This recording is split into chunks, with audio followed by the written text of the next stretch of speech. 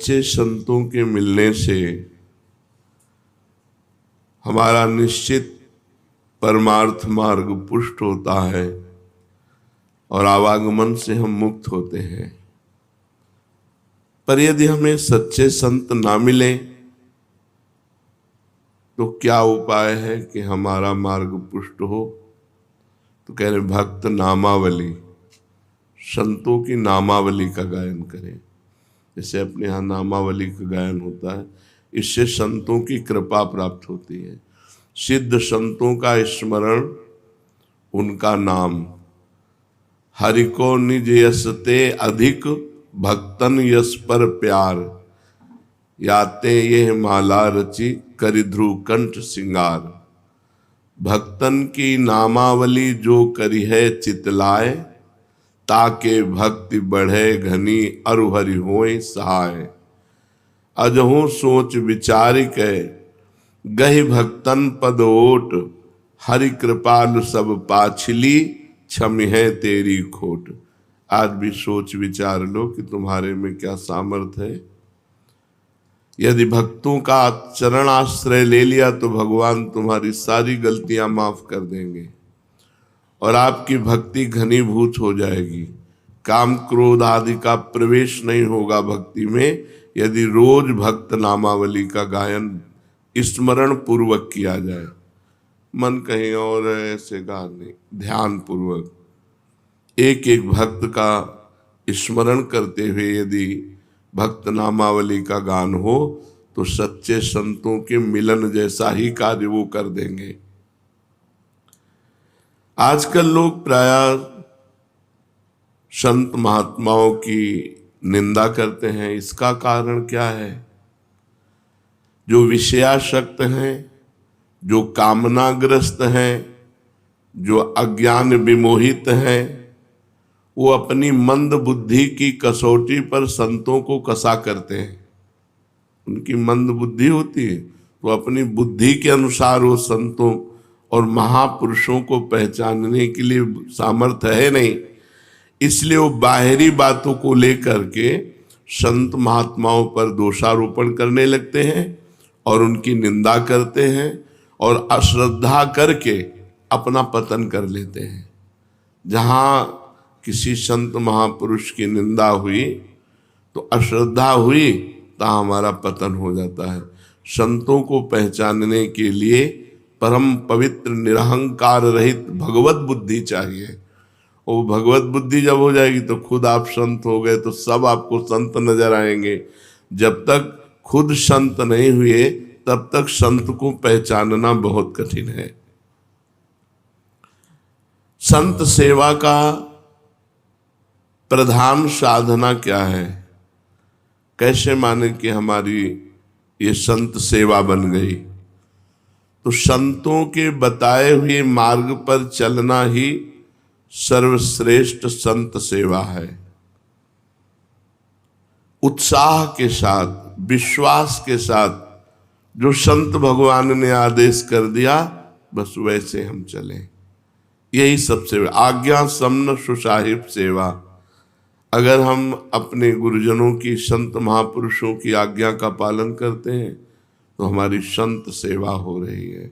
अब वो आज्ञा वो जो दे दे, आप सोहनी लगाओ, आप पोछा लगाओ, आप आरती करो, आप पाठ करो, आप नाम जप करो, आप अमुक, जो प्रभु आज्ञा जेहि का जस आही, सो तेहि भांति रहे सुख लाई। स्वामी की जैसी आज्ञा हो उसमें ननुनच न करते हुए उनकी आज्ञा का पालन करने से ही भगवत प्राप्ति हो जाएगी, संत सेवा बन जाएगी। उनकी आज्ञा का पालन करना।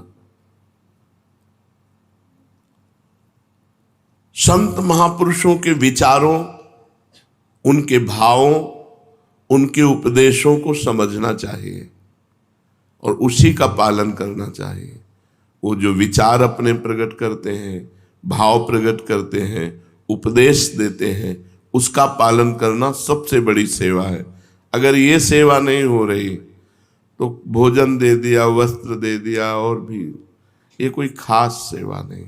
उनकी आज्ञा का उल्लंघन कर दिया और उनको रबड़ी पवा रहे हो, तो सच्चे संतों को ये अच्छा नहीं लगेगा। आप कुछ और नहीं कर रहे, बस उनकी जो आज्ञा है उसी आज्ञा पे चल रहे हैं, इतने में ही वो प्रसन्न हो जाएंगे। क्या सच्चे संत में श्रद्धा होने पर ही उनके संपर्क से लाभ होगा? पहली बात तो सच्चे संत का मिलना बड़ा दुर्लभ है। गीता में भगवान कहते हैं वासुदेवा सर्वमिति सा महात्मा सुदुर्लभा। जो पूरे जगत में भगवान वासुदेव को देख रहा है वो महात्मा बड़ा दुर्लभ है। अब बड़ी खींचतानी समाज में चलती है। कोई किसी संप्रदाय के संत की खींचातानी कर रहा है, कोई किसी की कर रहा है, कोई किसी की कर रहा है, और उनकी जिनकी खींचातानी की जा रही उनके पक्ष की उनकी कर रहे हैं। अब दोनों की सुन के लगता सत्य कौन है? सा महात्मा सुदुर्लभा, जो सब जगह एक भगवान को देखता है। ये ऐंचा घसीटी एक दूसरे की निंदा, कलयुग का बहुत बड़ा प्रभाव बढ़ रहा है। किसी भी प्राणी के अंदर यदि एक बात आ गई कि वो परमात्मा सर्वत्र विराजमान है और वो भजन कर रहा है, तो वासुदेवा सर्वमित सा महात्मा, भगवान उसको महात्मा कहते हैं, सा महात्मा सुदुर्लभा। किसी संत का अनादर किसी संत की वाणी के द्वारा मुझे तो समझ में नहीं आता। भगवान ने संत की परिभाषा बताई है, सा महात्मा, वो महात्मा है जो वासुदेवा सर्वमिति। तो हम सबसे प्रार्थना करना चाहते हैं, यदि आप अपना परमार्थ बचाना चाहते हो, भगवान के मार्ग में अग्रसर होना चाहते हो, तो किसी की भी निंदा मत कीजिए। किसी की भी निंदा अगर करोगे तो आपका परमार्थ रुक जाएगा, आपका परमार्थ रुक जाएगा। जो दूसरों का हित कर रहे हैं, जो निर्विकार हैं, हम लोग पाषाण से भी भगवान प्रकट करने वाले हैं। हम सनातन धर्मावलंबी पत्थर से भी भगवान प्रकट कर लेते हैं। तो फिर जिसने हमारे भगवान को भजा उनकी हम चरण वंदना क्यों नहीं करते?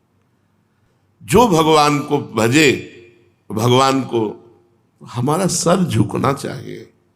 हम ये नहीं कहते कि तुम वहां जाओ, लेकिन उनका नाम आते ही आदर के सहित हम निंदा किसी। एक बार कोई राम बोले तो तुलसीदास जी कहते हैं, तुलसी जाके मुख से धो क्यों निकसत राम, ताके पग की पग तली मोरे तन की चाम। और वो राम को भजकर राममय हो गए। आप क्या समझते हो? थोड़ा सा आप धार्मिक बुद्धि को अध्यात्म में जोड़िए। अध्यात्म का तात्पर्य सर्वत्र विराजमान परमात्मा में एकाकार बुद्धि, तो आपको समझ में आ जाएगा। अरे क्रूर पापी में भी भगवान देखना है, फिर जो भगवानमय हो गए हैं उनकी निंदा स्तुति। तो ये जो संतों की निंदा करते हैं, ये अपनी मानसिकता को दिखाते हैं।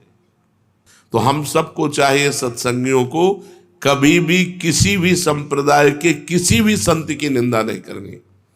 कोई भी जो भगवान को प्राप्त होता है वो उसी धरा को पहुंच जाता है, चाहे जहां से चले वो वहीं परमात्मा को प्राप्त हो जाता है।